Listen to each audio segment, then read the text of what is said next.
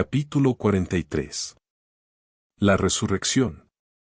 Es incuestionable que para Richard Wagner, como para todos los países cristianos en general, el Grial es el vaso sagrado del que el Señor de perfección había bebido en su última cena, la divina copa que había recibido su sangre real vertida desde la cruz en el Monte de las Calaveras y recogida devotamente por el senador romano José de Arimatea. El gran cáliz fue poseído por el patriarca Abraham, Melquisedec, el genio planetario de nuestro mundo, lo transportó con infinito amor del país de Semiramis a la tierra de Chanaam, cuando inició algunas fundaciones en el lugar que más tarde estuvo Jerusalén, la ciudad querida de los profetas. Lo utilizó sabiamente cuando celebró el sacrificio en que ofreció el pan y el vino de la transubstanciación en presencia de Abraham y se lo dejó a este maestro. También estuvo este vaso santo en el arca de Noé. Se nos ha dicho que esta copa venerada fue llevada también a la tierra sagrada de los faraones, al país asoleado de Cam y que Moisés, el jefe de los misterios judíos, el gran hierofante iluminado, la poseyó. Antiquísimas tradiciones milenarias que se pierden en la noche aterradora de todas las edades, dicen que este vaso mágico estaba hecho de una materia singular, compacta como la de una campana y no parecía haber sido trabajada como los metales, más bien parecía producto de una especie de vegetación. El Santo Grial es el cáliz milagroso de la suprema bebida, el vaso donde está contenido el maná que alimentaba a los israelitas en el desierto, el yoni, el útero del eterno femenino. En esa copa de delicias está contenido el vino exquisito de la espiritualidad trascendente. La conquista del ultramare vitae o mundo superliminal y ultraterrestre, la resurrección esotérica, serían algo más que imposibles sin la magia sexual, sin la mujer, sin el amor. El verbo delicioso de Isis surge de entre el seno profundo de todas las edades, aguardando el instante de ser realizado.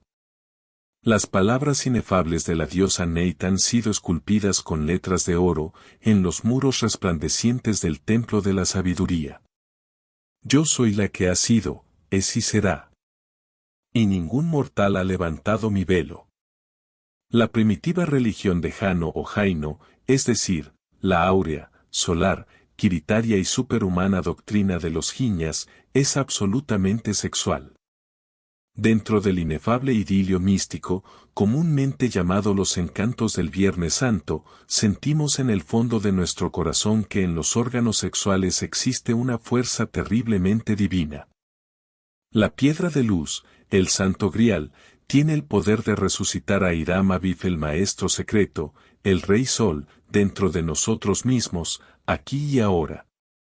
El Grial conserva el carácter de un mysterium tremendum. Es la piedra caída de la corona de Lucifer. Como fuerza temible, el Grial hiere y destruye a los curiosos e impuros, pero a los justos y sinceros les defiende y da vida. Incuestionablemente el Grial solo puede lograrse mediante la lanza de Eros, combatiendo contra los eternos enemigos de la noche. Realizar en sí mismo el misterio hiperbóreo, solo se hace factible descendiendo a los mundos infiernos. Dicha resurrección es la verdadera apoteosis o exaltación de lo que hay de más elevado y viviente en el hombre, su mónada divina, eterna e inmortal que se hallaba muerta, oculta. Indubitablemente aquella es, en sí misma, el Verbo, el fiat luminoso y espermático del primer instante, el Señor Shive, el esposo sublime de nuestra divina Madre Kundalini, el archihierofante y el archimago, la sobreindividualidad particular de cada cual. Escrito está con caracteres de fuego en el libro de la vida, al que sabe, la palabra da poder, nadie la pronunció, nadie la pronunciará, sino solamente aquel que lo tiene encarnado. Con la resurrección del Maestro secreto en cada uno de nos, alcanzamos la perfección en la maestría. Entonces somos lavados de toda mancha y el pecado original es eliminado radicalmente. Yo trabajé intensivamente en la superoscuridad del silencio y el secreto augusto de los sabios. Yo me sumergí en los sacros misterios de Minná, las pavorosas tinieblas de un amor que es de la muerte hermano gemelo. Reconquisté mi lugar en el primer cielo, o de la luna, donde el Dante tuviera la visión de los bienaventurados y reconociese estático a Piccarda Donati y a la emperatriz Constanza. Volví a mi lugar en el segundo cielo o de Mercurio, morada de los espíritus activos y benéficos. Retorné al tercer cielo o de Venus, región de los espíritus amantes, allí donde el Dante se ocupara de Roberto, el rey de Nápoles. Regresé al cuarto cielo o del Sol, morada de los espíritus sabios, capítulo donde el Dante citara a San Francisco de Asís. Reconquisté el quinto cielo o de Marte, región de los mártires de la fe, capítulo donde el Dante mencionara a Caxiaguida y sus mayores, la antigua y la nueva Florencia. Retorné al sexto cielo o de Júpiter, región de los príncipes sabios y justos, regresé al séptimo cielo o de Saturno, morada exquisita de los espíritus contemplativos. Magnífico capítulo donde el Dante florentino mencionara con gran énfasis a Pedro Damián y hablara contra el lujo de los prelados. Volví al cielo octavo o estrellado, región de Urano, párrafos inmortales donde el Dante mencionara el triunfo del Cristo íntimo y de la coronación de la Divina Madre Kundalini, paraíso de los espíritus triunfantes. Retorné al cielo noveno o cristalino, la región de Neptuno, capítulo extraordinario en el que el Dante lanzara su invectiva contra los malos predicadores. Posteriormente hube de comparecer ante el tercer logos, Siva, mi real ser, mi propia sobreindividualidad, Samael en sí mismo. Entonces el bendito asumió una figura distinta, diferente a la mía, como si fuese una persona extraña, tenía el aspecto de un caballero muy respetable. El venerable me pidió que hiciese un estudio quirosófico en las líneas de su mano. La línea de Saturno en su omnipotente diestra me pareció muy recta, sorprendente, maravillosa, sin embargo, en alguna parte me pareció interrumpida, dañada, quebrada. Señor. Usted ha tenido algunas luchas, sufrimientos. Está usted equivocado, yo soy un hombre de mucha suerte, a mí siempre me va muy bien. Bueno. Es que yo veo un pequeño daño en la línea de Saturno. Mida usted bien esa línea, ¿en qué edad ve ese daño? Señor. Entre la edad de los 53 y los 61 tuvisteis una época dura. Ah. Eso es al principio. Pero después, ¿qué tal? 8 años se pasan muy rápido y luego, el triunfo que te aguarda. Concluido el estudio, el venerable se puso de pie y dijo: A mí me gustan estos estudios quirosóficos pero esporádicamente. A mi esposa, Devi Kundalini, también le gustan y de pronto voy a traerla. Ah. Pero tengo que pagarle su trabajo. Aguárdeme usted aquí que yo volveré a pagarle. El bendito se alejó y yo quedé aguardándole. A lo lejos vi a 2 hijas mías, ahora personas mayores de edad, empero, parecían todavía pequeñas, me preocupaban un poco y las llamé. Es indubitable que por aquella época de mi actual existencia yo tenía los consabidos 53 años de edad. En la mano del bendito había visto mi propio futuro. Evidentemente las 8 iniciaciones recibidas debían ser calificadas, durísimo trabajo, 1 año para cada iniciación. Vivenciar ahora en 8 años todo el libro del patriarca Job, pagar los diezmos de Neptuno antes de la resurrección. El libro de Job es una representación completa de la iniciación antigua y de los pueblos que precedían a la magna ceremonia. El neófito, en él se ve despojado de todo, hasta de sus hijos, y afligido por una enfermedad impura. Su esposa le angustia burlándose de la confianza que él pone en un Dios que así le trata, y sus 3 amigos Elipas, Bildad, Sopas, le atormentan juzgándole un impío, segaramente merecedor de tal castigo.